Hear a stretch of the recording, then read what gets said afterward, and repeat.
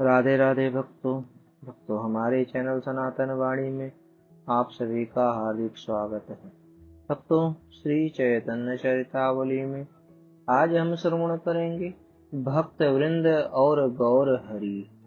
महाप्रभु का वैराग्य दिनों दिन बढ़ता ही जाता था। उधर विरोधियों के भाव भी महाप्रभु के प्रति अधिकाधिक उत्तेजनापूर्ण होते जाते थे। दुष्ट प्रकृति के कुछ पुरुष प्रभु के ऊपर प्रहार करने का सुयोग ढूंढने लगे। महाप्रभु ने ये बातें सुनी और उनके हृदय में उन भाइयों के प्रति महान दया आई।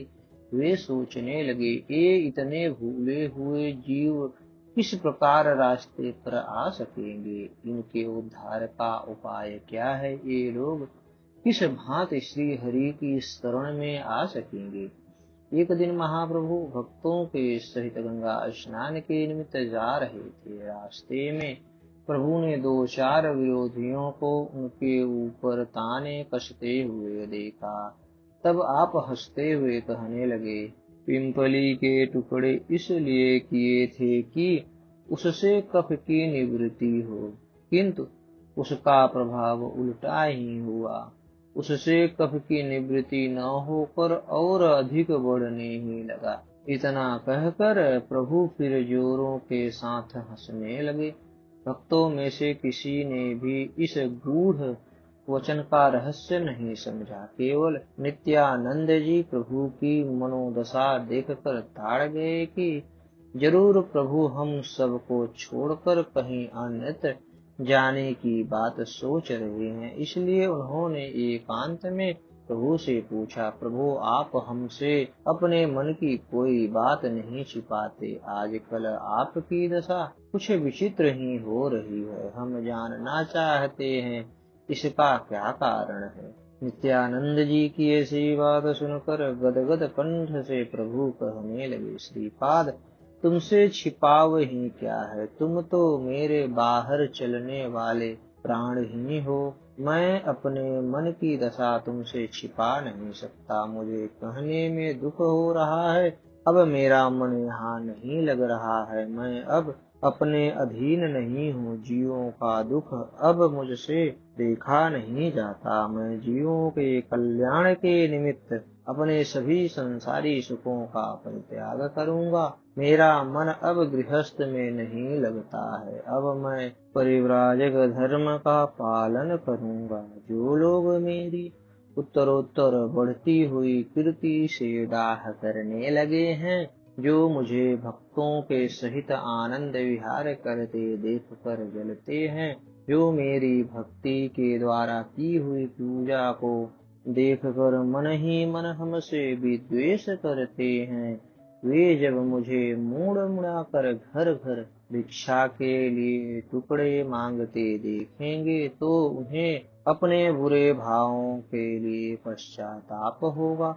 उसी पश्चाताप के कारण वे कल्याण पथ के पथिक बन सकेंगे। इन मेरे घुंघराले काले काले बालों ने ही लोगों के विद्वेष पूर्ण हृदय को क्षुभित बना रखा है। भक्तों द्वारा आंवले के जल से धोए हुए और सुगंधित तैलों से तर हुए ये बाल ही भूले भटके अज्ञानी पुरुषों के हृदयों में विद्वेष की अग्नि भभकाते हैं। मैं इन घुंघराले बालों को नष्ट कर दूंगा। शिखा सूत्र का त्याग करके मैं वीतराग सन्यासी बनूंगा। मेरा हृदय अब सन्यासी होने के लिए तड़प रहा है। मुझे वर्तमान दशा में शांति नहीं, सच्चा सुख नहीं। मैं अब पूर्ण शांति और सच्चे सुख की खोज में सन्यासी बनकर द्वार द्वार पर भटकूंगा। मैं अपरिग्रही सन्यासी बनकर सभी प्रकार के परिग्रहों का त्याग करूंगा। श्रीपाद तुम स्वयं त्यागी हो, मेरे पूज्य हो, बड़े हो। मेरे इस काम में रोड़े मत अटकाना। प्रभु की ऐसी बात सुनते ही नित्यानंद जी अधीर हो गए। उन्हें शरीर का भी होश नहीं रहा। प्रेम के कारण उनके नेत्रों से अश्रु बहने लगे। उनका गला भर आया। रुधे हुए कंठ से उन्होंने रोते रोते कहा, प्रभु आप सर्व समर्थ हैं, सब कुछ कर सकते हैं, मेरी क्या शक्ति है जो आपके काम में रोड़े अटका सकें। किंतु प्रभु ये भक्त आपके बिना कैसे जीवित रह सकेंगे। हाय विष्णु प्रिया की क्या दशा होगी। बूढ़ी माता जीवित न रहेंगी, आपके पीछे वह प्राणों का परित्याग कर देंगी। प्रभु उनकी अंतिम अभिलाषा भी पूर्ण न हो सकेगी। अपने प्रिय पुत्र से उन्हें अपने शरीर के दाह कर्म का भी सौभाग्य प्राप्त न हो सकेगा। प्रभु निश्चय समझिए, माता आपके बिना जीवित न रहेगी। प्रभु ने कुछ गंभीरता के स्वर में नित्यानंद जी से कहा, श्रीपाद आप तो ज्ञानी हैं, सब कुछ समझते हैं, सभी प्राणी अपने अपने कर्मों के अधीन है। जितने दिनों तक जिसका जिसके साथ संबंध होता है, वह उतने ही दिनों तक उसके साथ रह सकता है। सभी अपने अपने प्रारब्ध कर्मों से विवश हैं। प्रभु की बातें सुनकर नित्यानंद जी चुप रहे। प्रभु उठकर मुकुंद के समीप चले आए। मुकुंद दत्त का गला बड़ा ही सुरीला था। प्रभु को उनके पद बहुत पसंद थे। वे बहुधा मुकुंद दत्त से भक्ति रस के अपूर्व अपूर्व पद गवा गवा कर अपने मन को संतुष्ट किया करते थे। प्रभु को अपने यहाँ आते हुए देखकर मुकुंद ने जल्दी से उठकर प्रभु की चरण वंदना की और बैठने के लिए सुंदर आसन दिया। प्रभु ने बैठते ही मुकुंद दत्त से कोई पद गाने के लिए कहा। मुकुंद बड़े स्वर के साथ गाने लगे। मुकुंद के पद को सुनकर प्रभु प्रेम में गदगद हो उठे। फिर प्रेम से मुकुंद दत्त का आलिंगन करते हुए बोले, मुकुंद अब देखें तुम्हारे पद कब सुनने को मिलेंगे। आश्चर्यचकित होकर संभ्रम के सहित मुकुंद कहने लगे, क्यों क्यों प्रभु, मैं तो आपका सेवक हूँ, जब भी आज्ञा होगी तभी गाऊंगा।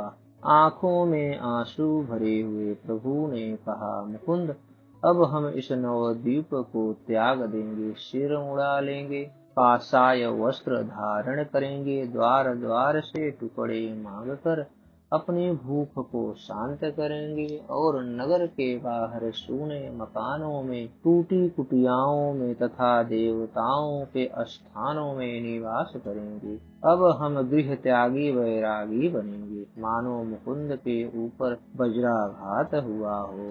उस हृदय को बेधने वाली बात को सुनते ही मुकुंद मूर्छित से हो गए।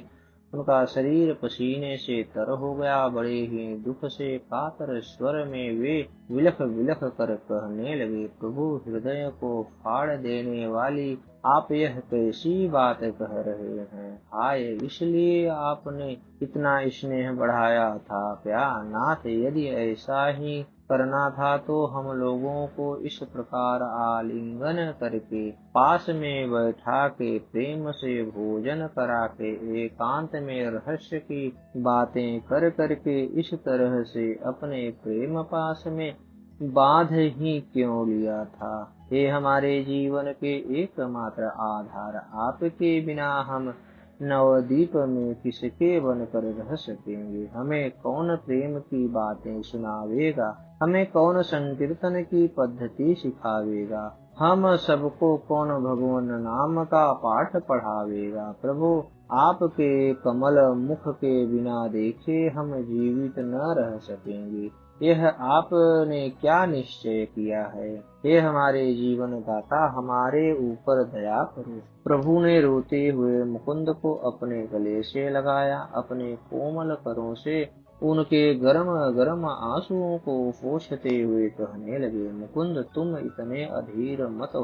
तुम्हारे रुदन को देखकर हमारा हृदय फटा जाता है। हम तुमसे कभी पृथक न होंगे, तुम सदा हमारे हृदय में ही रहोगे। मुकुंद दत्त को इस प्रकार समझाकर प्रभु गदाधर के समीप आए। महाभागवत गदाधर ने प्रभु को इस प्रकार असमय में आते देखकर कुछ आश्चर्य सा प्रकट किया और जल्दी से प्रभु की शरण वंदना करके उन्हें बैठने को आसन दिया। आज ये प्रभु की ऐसी दशा देखकर कुछ भयभीत से हो गए। उन्होंने आज तक प्रभु की ऐसी आकृति कभी नहीं देखी थी। उस समय की प्रभु की चेष्टा में दृढ़ता थी, ममता की वेदना थी और त्याग वैराग उपरति और न जाने क्या क्या भव्य भावनाएं भरी हुई थी। गदाधर कुछ भी न बोल सके। तब प्रभु आप से आप ही कहने लगे, गदाधर, तुम्हें मैं एक बहुत ही दुखपूर्ण बात सुनाने आया हूँ। बुरा मत मानना। क्यों बुरा तो न मानोगे? मानो गदाधर के ऊपर यह दूसरा प्रहार हुआ। वे उसी भांति चुप बैठे रहे। प्रभु की इस बात का भी उन्होंने कुछ उत्तर नहीं दिया। तब प्रभु कहने लगे, मैं अब तुम लोगों से पृथक हो जाऊंगा। अब मैं इस संसारी भोगों का परित्याग कर दूंगा और यति धर्म का पालन करूंगा। गदाधर तो मानो काठ की मूर्ति बन गए। प्रभु की इस बात को सुनकर भी वे उसी तरह मौन बैठे रहे। इतना अवश्य हुआ कि उनका चेतना शून्य शरीर पीछे की दीवाल की ओर स्वयं लुढ़क पड़ा। प्रभु समीप ही बैठे थे। थोड़ी ही देर में गदाधर का सिर प्रभु के चरणों में लौटने लगा। उनके दोनों नेत्रों से जो जल की धाराएं निकलकर प्रभु के पाद पद्मों को प्रक्षालित कर रही थी, उन गरम गरम अश्रुओं के जल से प्रभु के शीतल कोमल चरणों में एक प्रकार की और अधिक ठंडक सी पड़ने लगी। उन्होंने गदाधर के सिर को बलपूर्वक उठाकर अपनी गोद में रख लिया और उनके आंसू पोंछते हुए कहने लगे, गदाधर, तुम इतने अधीर होगे तो भला मैं अपने धर्म को कैसे निभा सकूंगा? मैं सब कुछ देख सकता हूँ, किंतु तुम्हें इस प्रकार बिलखता हुआ नहीं देख सकता। मैंने केवल महान प्रेम की उपलब्धि करने के ही निमित्त ऐसा निश्चय किया है। यदि तुम मेरे इस शुभ संकल्प में इस प्रकार विघ्न उपस्थित करोगे तो मैं कभी भी उस काम को न करूँगा। तुम्हें दुखी छोड़कर मैं शाश्वत सुख को भी नहीं चाहता। क्या कहते हो? बोलते क्यों नहीं? रुधे हुए कंठ से बड़े कष्ट के साथ लड़खड़ाती हुई वाणी में गदाधर ने कहा, प्रभु, मैं कह ही क्या सकता हूँ? आपकी इच्छा के विरुद्ध कहने की किसकी सामर्थ्य है? आप स्वतंत्र ईश्वर हैं। प्रभु ने कहा, मैं तुमसे आज्ञा चाहता हूँ। गदाधर अब अपने वेग को और अधिक न रोक सके। वे ठाह मार मार कर जोर से रुदन करने लगे। प्रभु भी अधीर हो उठे। उस समय का दृश्य बड़ा ही करुणापूर्ण था। प्रभु की प्रेममय गोद में पड़े हुए गदाधर अबोध बालक की भांति फूट फूट कर रुदन कर रहे थे। प्रभु उनके सिर पर हाथ फेरते हुए उन्हें ढांढस बंधा रहे थे। प्रभु अपने अश्रुओं को वस्त्र के छोर से पोंछते हुए कह रहे थे, गदाधर, तुम मुझसे पृथक न रह सकोगे। मैं जहाँ भी रहूंगा तुम्हें साथ ही रखूंगा। तुम इतने अधीर क्यों होते हो? तुम्हारे बिना तो मुझे वैकुंठ का सिंहासन भी रुचिकर नहीं होगा। तुम इस प्रकार की अधीरता को छोड़ो। मंगलमय भगवान सब भला ही करेंगे। यह कहते कहते गदाधर का हाथ पकड़े हुए प्रभु श्रीवास के घर पहुँचे। गदाधर की दोनों आंखें लाल पड़ी हुई थी। नाक में से पानी बह रहा था। शरीर ललखड़ाया हुआ सा था। कहीं पैर रखते थे, कहीं जाकर पड़ते थे। संपूर्ण देह डगमगा रही थी। प्रभु के हाथ के सहारे से वे यंत्र की तरह चले जा रहे थे। प्रभु उस समय सावधान थे। श्रीवास सब कुछ समझ गए। उनसे पहले ही नित्यानंद जी ने आकर यह बात कह दी थी। वे प्रभु को देखते ही रुदन करने लगे। प्रभु ने कहा, आप मेरे पिता के तुल्य हैं। जब आप ही इस तरह से मुझे हतोत्साहित करेंगे तो मैं अपने धर्म का पालन कैसे कर सकूंगा? मैं कोई बुरा काम करने नहीं जा रहा हूँ, केवल अपने शरीर के स्वार्थ के निमित्त भी संन्यास नहीं ले रहा हूँ। आजकल मेरी दशा उस महाजन साहूकार की सी है, जिसका नाम तो बड़ा भारी है, किंतु पास में पैसा एक भी नहीं हो। मेरे पास प्रेम का अभाव है। आप सब लोगों को संसारी भोग पदार्थों की न तो इच्छा ही है और न कमी है। आप सभी भक्त प्रेम के भूखे हैं। मैं अब परदेश जा रहा हूँ। जिस प्रकार महाजन परदेशों में जाकर धन कमा लाता है और उस धन से अपने कुटुंब परिवार के सभी स्वजनों का समान भाव से पालन पोषण करता है, उसी प्रकार मैं भी प्रेम रूपी धन कमाकर आप लोगों के लिए लाऊंगा। तब हम सभी मिलकर उसका उपभोग करेंगे। कुछ क्षीण स्वर में श्रीवास पंडित ने कहा, प्रभु, जो बड़भागी भक्त आपके लौटने तक जीवित रह सकेंगे वे ही आपकी कमाई का उपभोग कर सकेंगे। हम लोग तो आपके बिना जीवित रह ही नहीं सकते। प्रभु ने कहा, पंडित जी, आप ही हम सबके पूज्य हैं। मुझे कहने में लज्जा लगती है, किंतु प्रसंगवश कहना ही पड़ता है कि आपके ही द्वारा हम सभी भक्त इतने दिनों तक प्रेम के सहित संकीर्तन करते हुए भक्ति रसामृत का आस्वादन करते रहे। अब आप ऐसा आशीर्वाद दीजिए कि हम अपने व्रत को पूर्ण रीत्या पालन कर सकें। इतने में ही मुरारी गुप्त भी वहां आ गए। वे तो इस बात को सुनते ही एकदम बेहोश होकर गिर पड़े। बहुत देर के पश्चात चैतन्य लाभ होने पर कहने लगे, प्रभु, आप सर्व समर्थ है, किसी की मानेंगे थोड़े ही। जिसमें आप जीवों का कल्याण समझेंगे, वह चाहे आपके प्रिय जनों के लिए कितनी भी अप्रिय बात क्यों न हो, उसे भी कर डालेंगे। किंतु हे हम पतितों के एकमात्र आधार, हमें अपने हृदय से न भुलाइएगा। आपके श्री चरणों की स्मृति बनी रहे, ऐसा आशीर्वाद और देते जाइएगा। आपके चरणों का स्मरण बना रहे तो यह निरस जीवन भी सार्थक है। आपके चरणों की विस्मृति में अंधकार है और अंधकार ही अज्ञानता का हेतु है। प्रभु ने मुरारी का गाढ़ आलिंगन करते हुए कहा, तुम तो जन्म जन्मांतर के मेरे प्रिय सुहृदय हो। यदि तुम सबको ही भुला दूंगा तो फिर स्मृति को ही रख कर क्या करूंगा। स्मृति तो केवल तुम ही प्रेमी बंधुओं के चिंतन करने के लिए रख रखी है। इस प्रकार सभी भक्तों को समझा बुझाकर प्रभु अपने घर चले गए। इधर प्रभु के सभी अंतरंग भक्तों में यह बात बिजली की तरह फैल गई।